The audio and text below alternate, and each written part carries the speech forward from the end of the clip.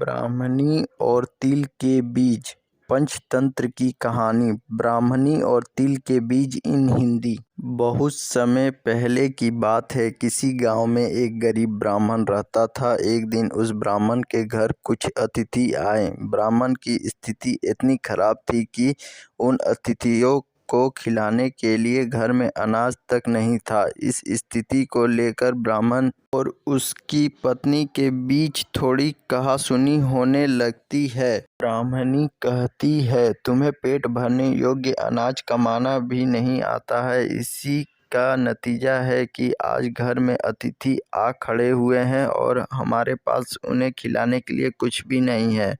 इस पर ब्राह्मण अपनी पत्नी से कहता है, कल कर संक्रांति है, मैं कल भिक्षा लेने के लिए दूसरे गांव जाऊंगा। वहां एक ब्राह्मण ने मुझे आमंत्रित किया है। वह सूर्य देव की तृप्ति के लिए कुछ दान देना चाहता है। तब तक जो कुछ भी है घर में है उसे आदर सत्कार के साथ अतिथियों के सामने रखो। ब्राह्मण की यह बात सुनकर ब्राह्मणी कहती है, तेरी पत्नी होकर मैंने कभी सुख नहीं भोगा है। ना कभी खाने को मेवा मिष्ठान मिला, ना ही ढंग के वस्त्र और आभूषण। आज तू कह रहा है कि जो भी घर में पड़ा हो वह अतिथियों के समक्ष रख दो। जब सब कुछ ही नहीं तो मैं उनके सामने क्या रख दूं? पड़े हैं तो बस एक मुट्ठी तिल। तो क्या अतिथियों के सामने सूखे तिल रखना अच्छा लगेगा? पत्नी की यह बात सुनकर ब्राह्मण कहता है, ब्राह्मणी, तुम्हें ऐसा बिल्कुल भी नहीं कहना चाहिए। कारण यह है कि इच्छा के अनुसार किसी भी मनुष्य को धन की प्राप्ति नहीं होती है। जरूरी है तो पेट भरना, और पेट भरने योग्य अनाज तो मैं ले ही आता हूँ। अधिक धन की चाहत अच्छी नहीं। ऐसी इच्छा का तुम्हें त्याग कर देना चाहिए। अधिक धन की इच्छा के चक्कर में मनुष्य के माथे पर शिखा बन जाती है। माथे पर शिखा वाली बात सुन ब्राह्मणी बड़े ही आश्चर्य से ब्राह्मण से पूछती है, अधिक धन की इच्छा में माथे पर शिखा हो जाती है? मैं कुछ समझी नहीं। जो भी कहना है खुलकर कहिए। ब्राह्मणी के इस सवाल का जवाब देने के लिए ब्राह्मण अपनी पत्नी को शिकारी और गीदड़ की एक कहानी सुनाता है। ब्राह्मण कथा की शुरुआत करता है। एक दिन एक शिकारी जंगल में शिकार की खोज कर रहा था। जंगल में कुछ दूर आगे बढ़ने के बाद शिकारी को एक काले रंग का पहाड़ जैसा विशाल सूअर दिखाई देता है। सूअर को देखते ही शिकारी अपना धनुष उठा लेता है और कमान खींचते हुए सूअर पर निशाना लगा देता है। कमान से निकला हुआ तीर तीव्र गति से सूअर को घायल कर देता है। घायल होने पर सूअर चिघाड़ता हुआ शिकारी पर पलटवार कर देता है। सूअर के तीखे दांतों से शिकारी का पेट फट जाता है। इस तरह शिकार और शिकारी दोनों का ही अंत हो जाता है।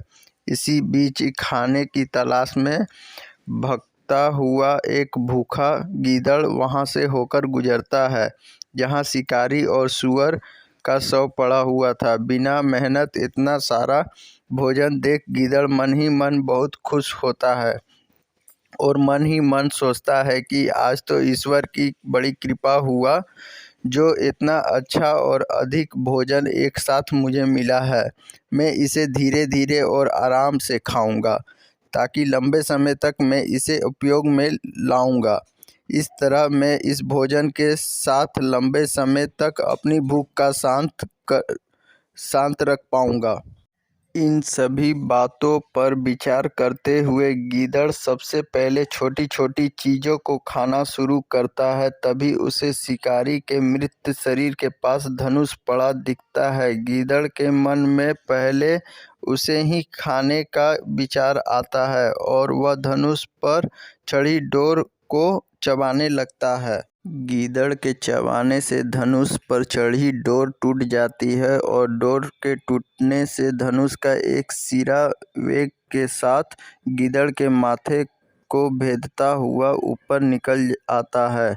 गीदड़ के माथे को भेद कर धनुष का जो सिरा गीदड़ के सिर पर निकल आता है, वह ऐसा प्रतीत होता है मानो गीदड़ के माथे पर शिखा निकल आई हो।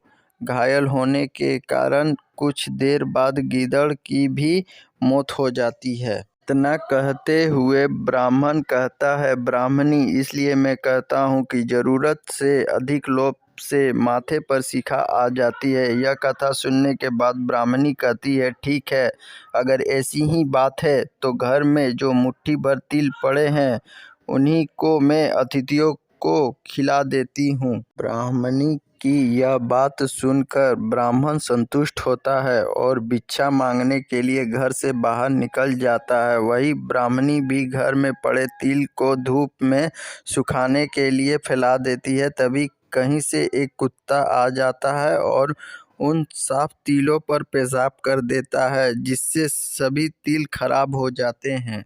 तिल के खराब हो जाने पर ब्राह्मणी काफ़ी परेशान हो जाती है और सोचती है, यही तो तिल थे जिन्हें पकाकर मैं अतिथियों को खिला सकती थी, अब मैं क्या करूं? काफ़ी देर सोचने के बाद ब्राह्मणी को एक तरीका सूझा। उसने सोचा कि अगर वह गंदे तिलों के बदले साफ तिल देने की बात कहेगी तो कोई भी आसानी से मान जाएगा। साथ ही किसी को भी इन तिलों के खराब होने की बात पता नहीं चलेगी। इस विचार के साथ वह उन तिलों को लेकर घर घर घूमने लगी। ब्राह्मणी की यह बात सुनकर एक महिला वह तिल लेने के लिए तैयार हो गई, लेकिन उस महिला का पुत्र अर्थशास्त्र पढ़ा हुआ था। उसने अपनी माँ से कहा कि इन तिलों में ज़रूर कोई ना कोई खोट होगी, वरना कौन साफ सुथरे तिलों को गंदे तिलों के बदले देने के लिए तैयार होगा। पुत्र की यह बात सुनकर महिला ने ब्राह्मणी के तिलों को लेने से मना कर दिया। कहानी से सीख, हमारे पास जो भी होता है हमें उसी में सुखी रहना चाहिए। किसी के पास ज़्यादा चीज़ देखकर दुखी नहीं होना चाहिए। तो आई होप दोस्तों आपको ये वीडियो अच्छा लगा। अगर अच्छा लगा तो प्लीज़ लाइक, सब्सक्राइब और शेयर ज़रूर करें, जिससे मैं और भी इस तरह के मज़ेदार पंचतंत्र की कहानी ला सकूँगा। धन्यवाद।